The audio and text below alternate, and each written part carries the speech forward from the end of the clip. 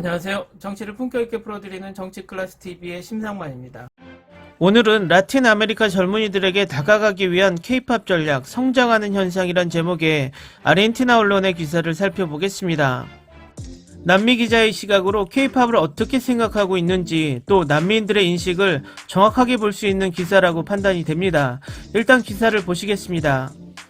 취미에 빠지는 것은 벅찬 일이 될 수 있습니다. 아마도 이 때문에 K-팝 산업에 대한 글을 쓰지 않고 K-팝의 파괴적인 성공에 대한 완벽한 공식을 폭로하거나 여러분들이 가장 좋아하는 아이돌에 대한 이상화를 이 기사에서 무너뜨리려고 하진 않겠습니다.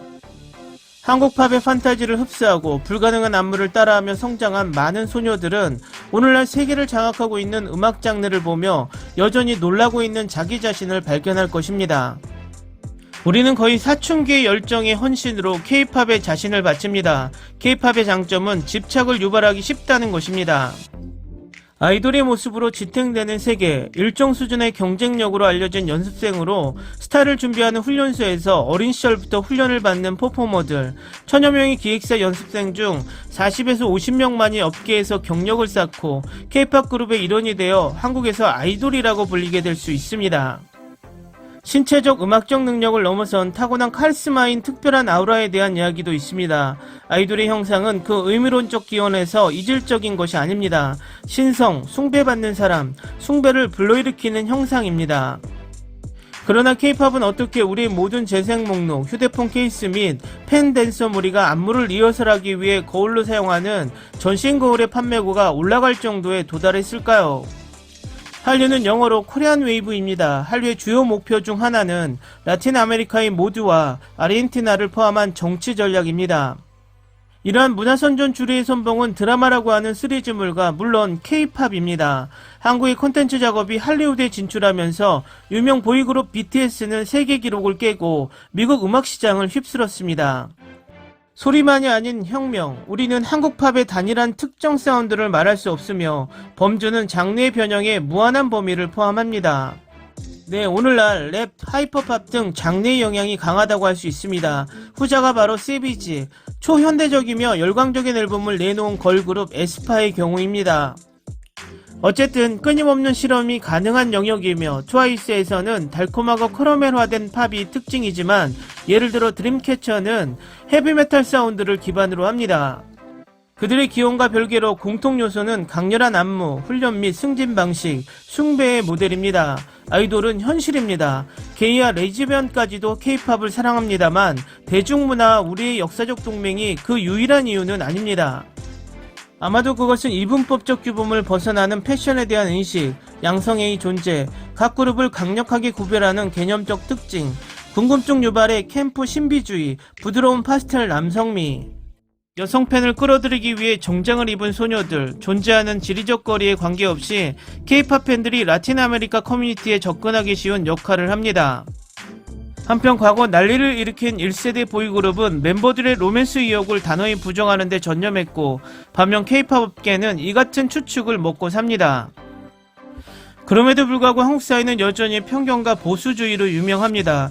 여하튼 이러한 성 정체성은 인기 끌기의 수단으로 받아들여집니다. 플랫폼 와패드에서 끝없는 러브스토리에 출연하는 여성스러운 복장의 아이돌들은 2년간의 군복무를 거쳐야 합니다. 얼마나 이 현실은 냉정합니까?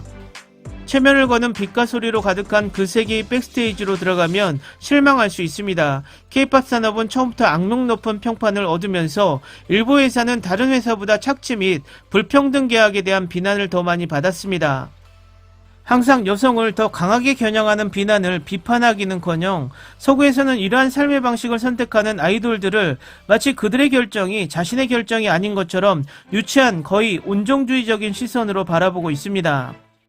어쨌든 그들의 결정은 이 세상의 누군가에게 속한 것처럼 아니면 그들 자신의 야망과 그들이 내포하는 모든 모순을 가진 어른이 아닌 것처럼 취급됩니다.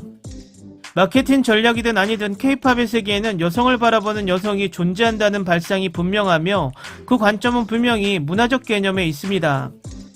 특히 걸크러쉬는 걸그룹의 음악적 미학적 테마로 여성 관객을 끌어들이기 위한 기획이었습니다. 거의 문자 그대로의 도전은 팬들을 사랑에 빠지게 만드는 것입니다. 처음부터 평범함에 반대했던 4명의 그룹 2NE1은 이러한 개념의 위대한 선구자였습니다.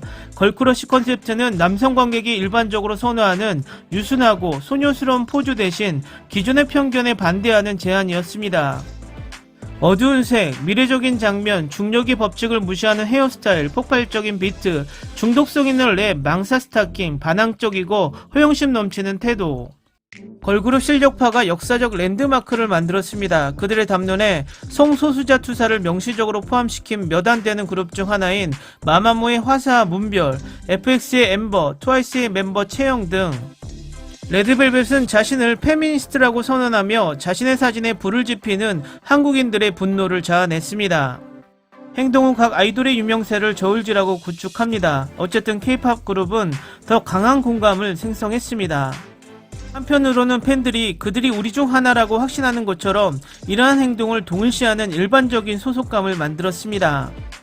다른 한편으로 이러한 작은 행위들 각각은 서양 가수들에게 경험할 수 있는 것보다 더 강한 반향을 가진 보다 구조화되고 확실한 시스템으로 받아들이게 됩니다. 걸그룹은 주로 여자들끼리 윙크로 유명합니다. 트와이스의 성공은 그들을 국민대표 걸그룹으로 만들었습니다. 그리고 한국 사회의 감시 아래에 있는 만큼 그들의 교류 방식, 친구들에게 뽀뽀하는 방식, 여자친구처럼 대하는 방식에는 매우 솔직한 것이 있습니다. 그들이 자신의 정체성을 어떻게 이해하고 있는지 아는 것은 불가능하고 필요하지도 않지만 9명의 멤버 사이의 유대를 유지하는 신선함과 그룹 낭만주의가 인상적이며 관계 도식과는 거의 관련 없는 부드러움입니다. 세상의 잣대의 의미에서 그리고 의심할 여지 없이 K-POP 추종자들은 자기 자신들에게 공감대가 반영된 것을 봅니다. 아마도 사춘기 이전에 K-POP을 소비하는 것과 성인이 되어 K-POP을 재발견하는 것의 차이점은 우리가 K-POP의 어두운 면을 알고 있음에도 불구하고 발생하는 매력일 것입니다. 사랑은 거의 항상 모순적입니다. K-POP의 팬이라면 그들이 누구를 숭배하고 누구를 미워하는지 분명히 알 수 있습니다. 그리고 어떤 이유로 우리는 그들의 의미에 대한 답변을 찾아 그 복잡하고 불길하고 소중한 장소로 돌아갑니다. 기사 잘 보셨나요? 물론 해외 기사 중에는 사실과 다른 내용이나 조금 더 과장된 내용에 불편할 수 있습니다. 그것은 그들의 정보가 부족하거나 아니면 왜곡된 정보를 사실처럼 믿거나 그렇게 믿고 싶은 이야기를 기사할 수 있다고 생각이 됩니다. 그 차이를 만드는 것은 아직까지 동양과 서양의 인식의 차이도 큽니다. 아직도 서양에서는 여자들끼리 손을 잡고 다니거나 친한 여자친구끼리 볼뽀뽀 정도를 이해할 수 있는 문화의 이질적 차이를 불편하게 보는 인식도 있습니다. 아마도 이 기사에도 그런 인식의 차이를 느낍니다.